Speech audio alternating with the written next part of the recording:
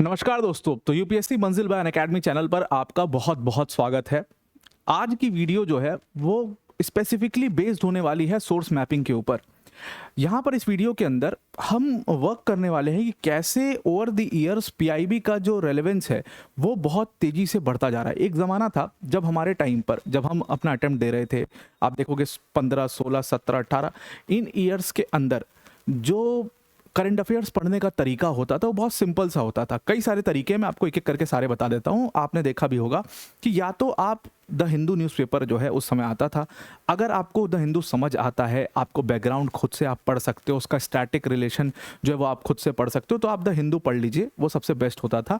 और द हिंदू पढ़ने में ही लोग 2-2, 3-3 घंटा भी लगा देते हैं। आपको पता ही है बहुत लोग को भाई मतलब बहुत लोग के लिए वो मुश्किल भी हो जाता है कि जो हिंदू जो है उससे पूरा करंट अफेयर्स कवर भी करें और उसके बाद उसको याद भी रखें, उसके बाद उसको रिविजन कैसे करें, उसके नोट्स कैसे बनाएं। दुनिया भर की प्रॉब्लम्स उसके अंदर आने लगी।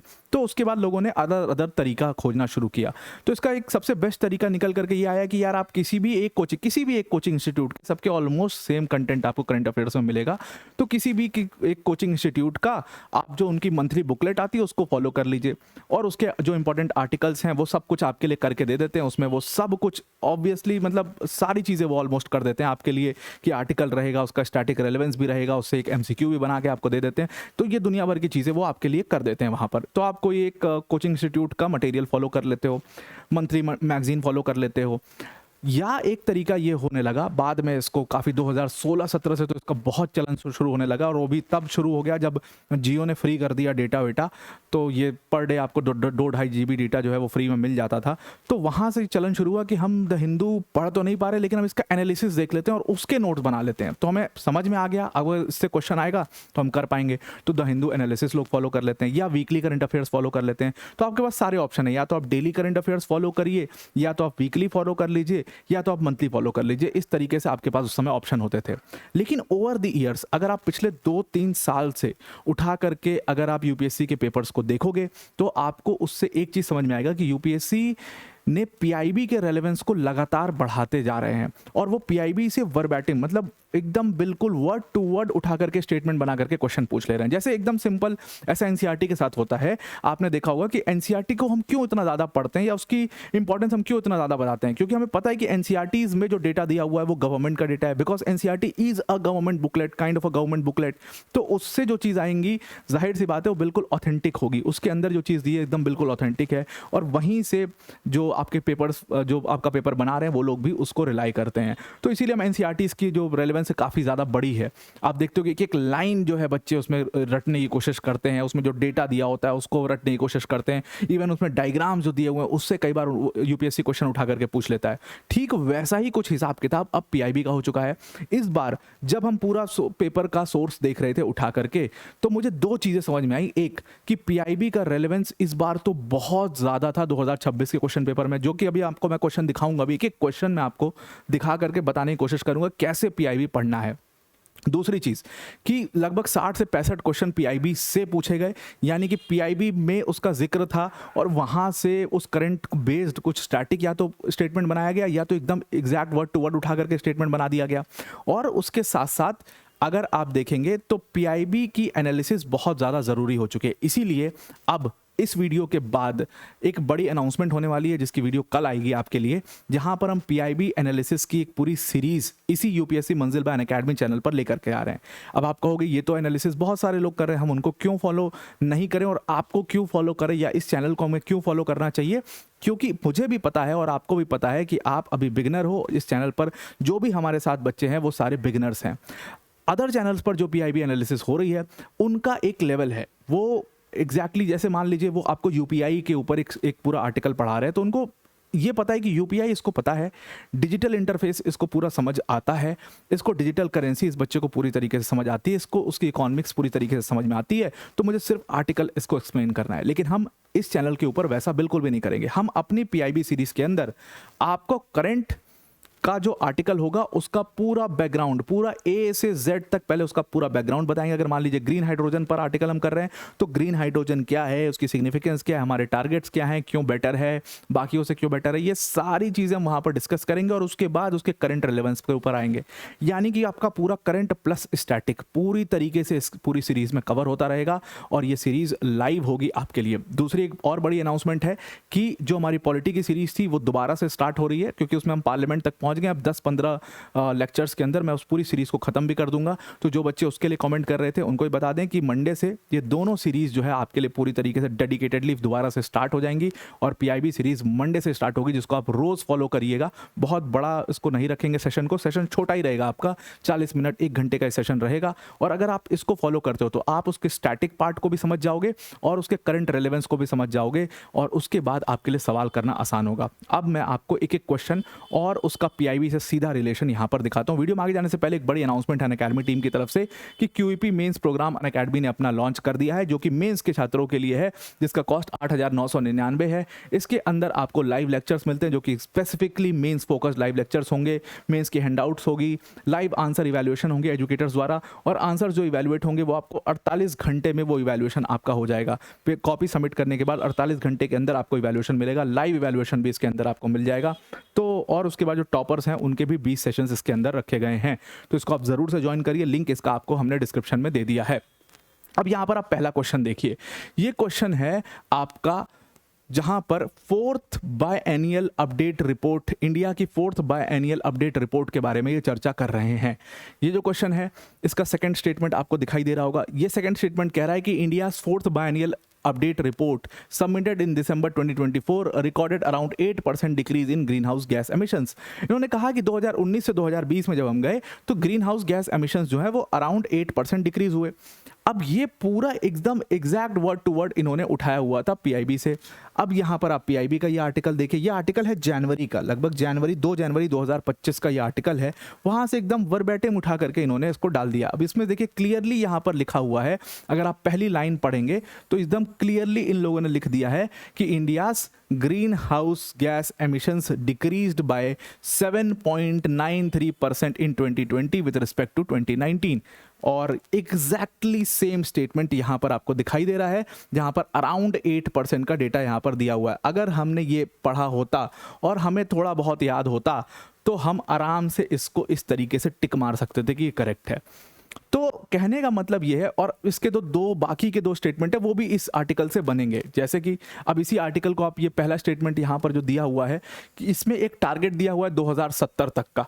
अब आप देखो कि यहाँ पर साफ साफ लिखा हुआ है कि स्मॉल टारगेट्स ले रहे हैं। यहाँ पर आप देखिए कि 2030 का टारगेट लिया हुआ है।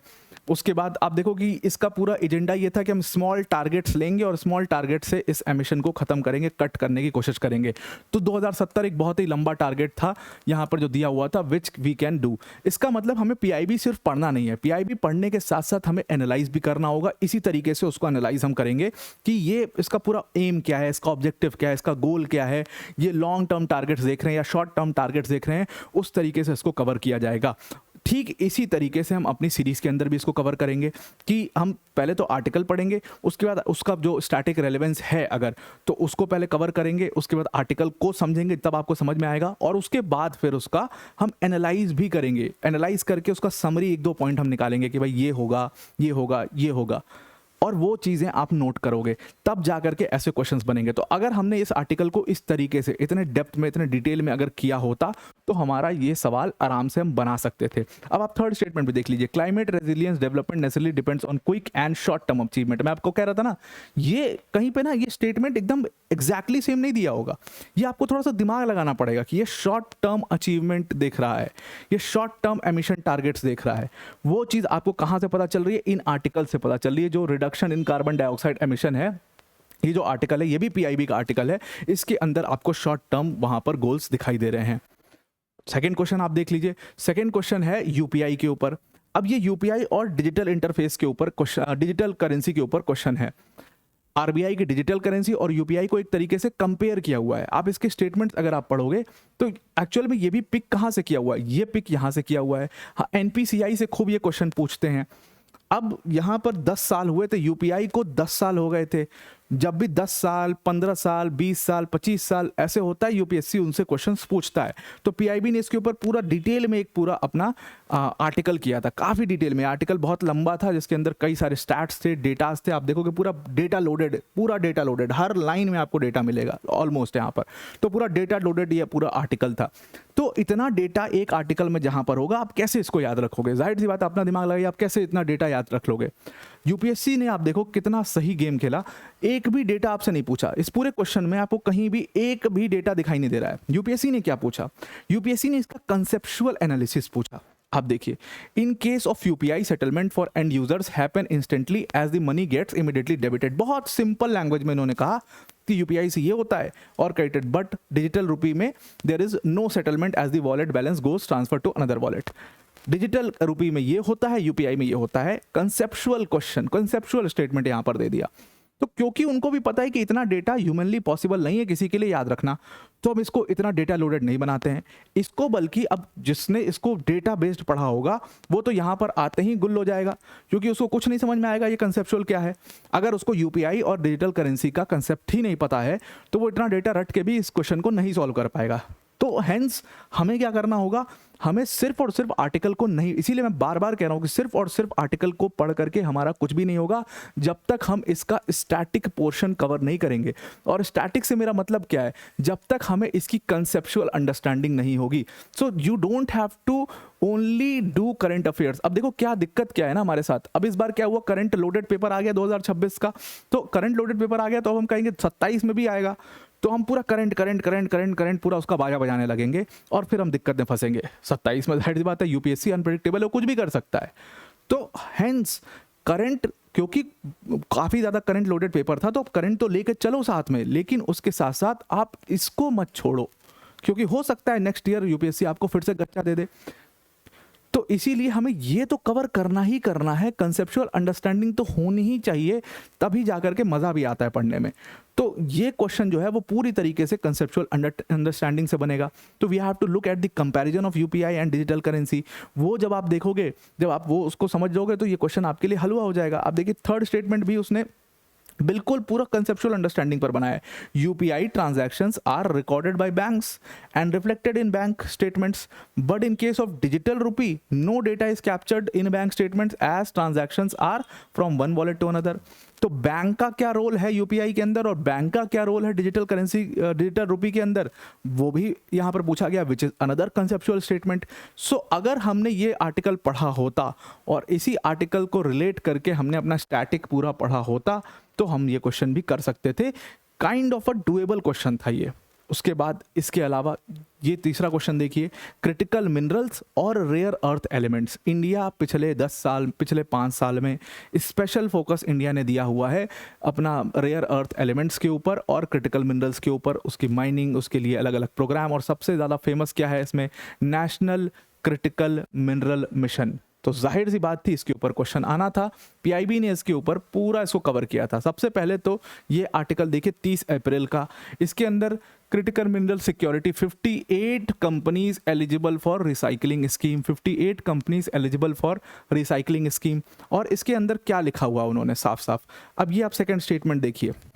सेकेंड स्टेटमेंट आपको दिख रहा है कि the government of India launched the National Critical Mineral Mission in 25 to establish a robust framework for self-reliance in the critical mineral sector। तो कह रहा है सेकंड स्टेटमेंट कि भाई गवर्नमेंट ऑफ इंडिया ने ये मिशन लॉन्च किया है 2025 में, और इसका मतलब बड़ा एम क्या है? इसका एम है कि वो सेल्फ रिलायंस लाना चाहते हैं क्रिटिकल मिनरल सेक्टर के अंदर। सीधा सीधा अब आप इस लाइन को पढ़िए, यहाँ पर इन्होंने एम दिया हुआ, it aims to develop domestic recycling capacity for critical minerals from lithium ion batteries. Domestic recycling capacity develop करके क्या करेंगे? तो रिड्यूस करेंगे इंपोर्ट डिपेंडेंस को। यानी कि जब आप इसको एनालाइज करोगे तो क्या पॉइंट निकल करके आ रहा है? सेल्फ रिलायंस का पॉइंट निकल करके आ रहा है, क्योंकि इंडिया सेल्फ रिलायंस होना चाहता है, सेल्फ रिलायंट होना चाहता है, इसलिए ये करना चाहता है। तो सेकंड स्टेटमेंट, थर्ड स्टेटमेंट आप सीधी तौर पर तुरंत टिक मार दोगे। उसके बाद यहां पर अगेन फोर्थ स्टेटमेंट देखो, 4 स्टेटमेंट का क्वेश्चन था ये। फोर्थ स्टेटमेंट, पहले 3 स्टेटमेंट अगर आप देखो तो वो इस आर्टिकल से बन जाएंगे। इस आर्टिकल में दिया है कि चाइना हाईएस्ट है, उसको इंडिया फॉलो करता है। फिर फर्स्ट स्टेटमेंट भी उसके अंदर दिया है कि हम ये करेंगे, उसके अंदर ये चीज़ें होगी। लेकिन फोर्थ स्टेटमेंट जैसे ही आप आते हो, अगेन एक आपको कंसेप्चुअल अंडरस्टैंडिंग की ज़रूरत हो जाती है, क्योंकि आप रेयर अर्थ एलिमेंट्स जब पढ़ रहे हो तो आपको पता होना चाहिए कौन से वो एलिमेंट्स हैं जो रेयर अर्थ एलिमेंट्स की कैटेगरी में आते हैं। क्या वो 13 मेटेलिक एलिमेंट्स हैं, कौन क्रिटिकल मिनरल्स, किसको क्रिटिकल मिनरल्स बोलते हैं, उसका जो पूरा स्टैटिक पोर्शन है वो आपको यहाँ पर कवर करना होगा, तभी आप फोर्थ स्टेटमेंट बना पाओगे। तो कहने का मतलब ये है कि आप सिर्फ ये आर्टिकल भी पढ़ लो तब भी आप क्या इस क्वेश्चन को पूरी तरीके से कर पाओगे, नहीं कर पाओगे। And here comes our series, और यहीं पर ये आपकी फ्री सीरीज जो हमारी है वो आपकी हेल्प करने वाली है। आप बस इस सीरीज को फॉलो कर लीजिए, आपका सिर्फ करंट नहीं, आपका इसके साथ स्टैटिक भी पूरा कवर होते चला जाएगा, जो कि मैं आपको क्वेश्चन से दिखा रहा हूं कि एग्जैक्टली वो कैसे कवर किया जाएगा। एक और क्वेश्चन देख लीजिए इसके साथ, मतलब आपको पूरा यकीन दिला करके यहाँ से भेजने का पूरा मेरा एजेंडा है कि आप यहाँ से पूरा मुतमईन होकर जाओ कि चलो यार ये आदमी है, ये करा देगा हमारा, एकदम टेंशन फ्री होकर के आप जाओ कि आपका स्टैटिक और करंट पूरा मिला करके चलेगा। और ये पूरी रेगुलर रहेगी ये सीरीज, पूरी Monday, Tuesday, Wednesday, Thursday, Friday, मतलब आपको आदत डालनी है अपनी कि हम रोज जैसे ब्रश करते हैं, रोज जैसे हम खाना खाते हैं, वैसे हम रोज जो है इस सीरीज को फॉलो करें। बस 1 घंटे की बात है, 1 घंटा में हमें कुछ दिमाग नहीं लगाना, इसमें आपको कोई अपना दिमाग नहीं लगाना, सिर्फ आपको 1 घंटा वीडियो खोल के सुन लेना है, मतलब लाइव सेशन को अटेंड कर लेना है और उसके नोट बना लेने हैं, बस इतना करना है। या आप नोट नहीं भी बना रहे हो, पीडीएफ डाउनलोड कर लो, पीडीएफ में आपको रोज दिया करूंगा, वो पीडीएफ डाउनलोड कर लो, आपका काम हो जाएगा। तो बस आप इतना कर लेते हो काम, आपका काम डन है। उसके बाद उसको लास्ट में रिवाइज कर लो। और नोट्स भी मैं कोई ऐसे नहीं बनवाऊंगा कि इतने बल्कि नोट्स हो जाएं। एक पन्ने में एक आर्टिकल के लिए 1 पेज के नोट्स बनाने, अगर मैं डेली आपके लिए 4 आर्टिकल ला के आ रहा हूं तो डेली आपके 3 या 4 पेज होंगे, बस इससे ज़्यादा आपका कुछ नहीं होगा। वो 3-4 भी नहीं होंगे, कोशिश यही रहेगी कि 2 पेज में आपका हो जाए। तो ये पूरी कोशिश है इस पूरे। अब ये वाला क्वेश्चन देखिए, नेशनल क्वांटम मिशन से इन्होंने क्वेश्चन पूछा है कि which of the following statements regard to the national quantum mission is correct, is और आर करेक्ट। खैर ये तो पूरा करंट बेस इन्होंने पूछा था। इन्होंने पहला स्टेटमेंट ने पूछा कि it aims at developing the intermediate scale quantum computers. तो आप पहले देखो कि उसका एम ही ये था। एम क्या था? तो integrate 4 pillars of quantum technology. क्या क्या है? Quantum communication, quantum computing, quantum sensing, metrology and quantum material end devices, and developing the quantum materials end devices which shows this first statement. उसके बाद टी हब्स डेवलप करने की बात थी, ये भी इस पूरे आर्टिकल में दिया हुआ था। तो मतलब ये तो खैर अगर आप सिर्फ करंट वाला आर्टिकल भी कर लेते तो आपका काम हो जाता है, इसके लिए स्टैटिक अलग से पढ़ने की जरूरत नहीं पड़ती। तो ऐसे भी क्वेश्चन है जो सीधा सीधा करंट बेस्ड आपसे पूछ लिए जाएंगे, जिसमें ये तो सिंपल था थोड़ा सा क्वेश्चन। उसके बाद नेक्स्ट क्वेश्चन आप देखिए, यहाँ पर लार्ज लैंग्वेज मॉडल्स यानी कि LLMs की बात हुई है, तो ये भी एकदम सीधा सीधा इससे कनेक्टेड था। अब ये देखो, ये आर्टिकल है आपका जून 2025 का। इसमें union minister doctor Jitendra Singh ने भारत जन लॉन्च किया था। भारत जन क्या है? इंडिया का first indigenously developed government funded AI based multi modal LLM है, और इसीलिए उससे ये क्वेश्चन पूछा गया था। और तीनों क्वेश्चंस जो हैं वो भारत जन के ऊपर पूरी तरीके से बेस्ड थे। पहले तो इन्होंने LLM का कॉन्सेप्ट पूछा कि LLM क्या करता है, LLM कैसे प्रोसेस करता है डेटा, और LLM के आउटपुट्स किस चीज़ पर बेस होते हैं। तो यहाँ पर फैक्चुअल क्वेश्चंस नहीं पूछे इन्होंने, LLM से अगेन कंसेप्चुअल अंडरस्टैंडिंग पर यहाँ पर क्वेश्चन आपसे पूछा हुआ है।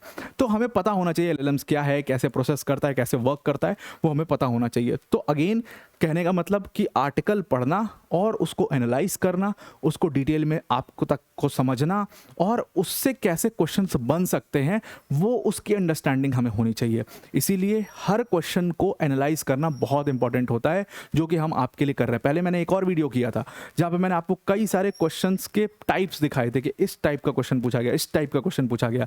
इस वीडियो को भी करने का मेरा पूरा पर्सपेक्टिव यही था कि क्वेश्चन मैं लेके आऊँ और आपको समझाने की कोशिश करूँ कि कैसे हमें इसके लिए अप्रोच अपनी बदलनी पड़ेगी। अब हमें थोड़ी सी अप्रोच को में चेंजेस यहाँ पर लाना पड़ेगा। एक और आप क्वेश्चन देख लीजिए, यहाँ पर ये क्वेश्चन है आपका ग्रीन हाइड्रोजन से, जो कि मैं आपको एग्जांपल भी दे रहा था कि अगर आपको ग्रीन हाइड्रोजन से क्वेश्चन पूछा जाएगा तो मैं आपको ग्रीन हाइड्रोजन में सब कुछ बताऊंगा। तो सबसे पहले ग्रीन हाइड्रोजन जैसे आप पढ़ दो, नेशनल ग्रीन हाइड्रोजन मिशन। अब इन चीज़ों के लिए जो मिशन हैं वो बहुत इंपॉर्टेंट है। इसको सीधा सीधा यहाँ से इस टॉपिक से इस क्वेश्चन को उठाया गया, और इसमें तो कुछ डेटास जो हैं, जैसे ये 2030 वाला जो डेटा था, ये पूरी तरीके से मतलब इस आर्टिकल से उठाया गया था, और ये तो काफ़ी फेमस डेटा था, वैसे भी आपको पता होना चाहिए। तो ये क्वेश्चन भी उस पूरा PIB आर्टिकल के ऊपर बेस्ड था। अगेन पहला स्टेटमेंट आप देखोगे, it is decarbonise hydrogen obtained from natural gas reforming combined with carbon capture and storage. Again ये कंसेप्चुअल, पूरा कंसेप्चुअल अंडरस्टैंडिंग पर बेस्ड है कि ग्रीन हाइड्रोजन है क्या। अभी पहले ये तो बताओ कि ग्रीन हाइड्रोजन है क्या। तो green hydrogen is obtained from natural gas, कैसे प्रोसेस क्या है, वो कैसे ऑब्टेन किया जाता है, क्यों वो वर्क करता है, क्यों वो बेटर है, क्या एग्जैक्टली उसका काम है। उसके बाद फिर हम इस मिशन पर आएंगे, पहले हम उसकी इंपॉर्टेंस समझ लेंगे, फिर उसके बाद इस मिशन पर आएंगे, फिर इस मिशन के तहत इंडिया की गवर्नमेंट क्या करना चाह रही है, कैसे करना चाह रही है, तो पूरा एक कंप्लीट एनालिसिस उसका करना। तो ये आर्टिकल पढ़ो, उसका स्टैटिक पोर्शन पहले करो, फिर इस आर्टिकल को समझ पाओगे आप, और उसके बाद फिर इस तरीके की स्टेटमेंट्स आप उसमें हैंडल कर पाओगे। फिर ये देख लो, विंझिनघम इंटरनेशनल सी पोर्ट, काफ़ी बात हुई थी इसकी चर्चा काफ़ी हुई थी। सर्बानंद सोनोवाल ने इसका इनॉग्रेशन भी किया था, उसके ऊपर क्वेश्चन पूछा हुआ है कि ये क्या दिखाता है आपको कि ये कह रहा है। तो अब आप देखिए क्वेश्चन का आप स्टेटमेंट पढ़िए। By functioning exclusively as a domestic cargo hub to reduce reliance on coastal shipping and eliminate the need for foreign collaborations, by focusing primarily on passengers, cruise tourism and heritage shipping to increase Kerala's profile as a maritime heritage destination। तो basically इससे ये चीज़ जो हुई है ये तो समझ में आ गया। यूपीएससी ये नहीं पूछ रहा क्या हुआ, UPSC is not asking what, UPSC is asking how और वाई। ये क्या करेगा, how it will change this scenario, इसका इम्पैक्ट क्या होगा, इससे आपको समझ क्या आ रहा है, एम से ऑब्जेक्टिव से क्वेश्चंस जो है वो बना रहे हैं। तो hence article, static portion and उसका एनालिटिकल पार्ट, तीनों कवर करना बहुत ज़्यादा इंपॉर्टेंट है। और अगर आप समझना चाहते हो कि किस तरीके से ये पूरी सीरीज चलेगी, तो पहली 5 क्लासेस ना डिमॉन्स्ट्रेशन क्लासेस होंगी, जो कि बहुत स्लो होंगे आपके लिए, मतलब स्लो इन द सेंस कि जिसमें मैं आपको पूरा ये करके दिखाने वाला हूँ कि कैसे एग्जैक्टली ये चीज़ मैं करूँगा। मैं अगर नोट्स भी बना रहा हूँ, मैं अगर आपको स्टैटिक भी पढ़ा रहा हूँ, तो मैं क्यों पढ़ा रहा हूँ मैं वो भी आपको एक्सप्लेन करूँगा उस पूरी क्लास में। इसीलिए उसका नाम डिमॉन्स्ट्रेशन क्लास रखा गया कि पहले इस आर्टिकल को लेके आऊँगा, फिर इससे स्टैटिक वाला जो पोर्शन है उसको लेके आऊँगा, और फिर उस स्टैटिक को क्यों आपको पढ़ा रहा हूँ वो लेकर के आऊँगा, और उसमें यूपीएससी कैसे स्टेटमेंट्स बना सकता है वो भी आपके लिए लेकर के आऊँगा। तो ये 5 पहली डिमॉन्स्ट्रेशन क्लासेस है जो आपको अटेंड करनी ही चाहिए, भले आप सीरीज़ फॉलो करना। अगर आपको ये 5 क्लासेस पसंद नहीं आएंगे, आप मत करना सीरीज़ फॉलो। तो पहली 5 क्लासेस में आपको समझ में आ जाएगा कि इस सीरीज़ को कहाँ तक फॉलो करना और कितना फॉलो करना, और ये कितनी आपकी हेल्प करने वाली है। और स्पेसिफिकली ये सीरीज़ बिगिनर्स और जो बच्चे कॉलेजेस में हैं, जो अपनी प्रिपरेशन को स्टार्ट कर रहे हैं, ताकि उनको कोई प्रॉब्लम फेस ना करना पड़े जब वो अपना अटेम्प्ट दे रहे हों, हम उनका पहले से ही बहुत सारी चीज़ें तैयार हों, उनके लिए सीरीज़ को एकदम स्पेसिफिक किया गया है। यानी कि अगर आपका अटेम्प्ट 27, 28, 29 है, तो ये सीरीज़ आपके लिए पूरी तरीके से होने वाली है। इस सीरीज़ की लॉन्च डेट मंडे मैंने बता ही दिया है, लॉन्च मंडे को हो रहा है, और टाइम जब ये लाइव किया जाएगा दोनों मैं आपको कम्युनिटी पोस्ट के माध्यम से यूपीएससी मंजिल अकेडमी चैनल पर दे दिया जाएगा, और आपका पूरा जो कम्युनिकेशन है वो यहाँ पर कम्युनिटी पोस्ट के थ्रू इसको कर दिया जाएगा। तो इस सीरीज़ को आप पूरी तरीके से फॉलो करिए। आई होप आपको समझ में आ चुका होगा किस तरीके से क्वेश्चंस का अप्रोच चेंज हुआ है, और किस तरीके से हमें भी अपने पढ़ने का अप्रोच चेंज करना होगा, हमें भी अपने करंट का अप्रोच चेंज करना होगा। आई होप आपका पूरा आर्टिकल समझ में आ गया होगा। आज के लिए इतना ही। Thank you and have a nice day.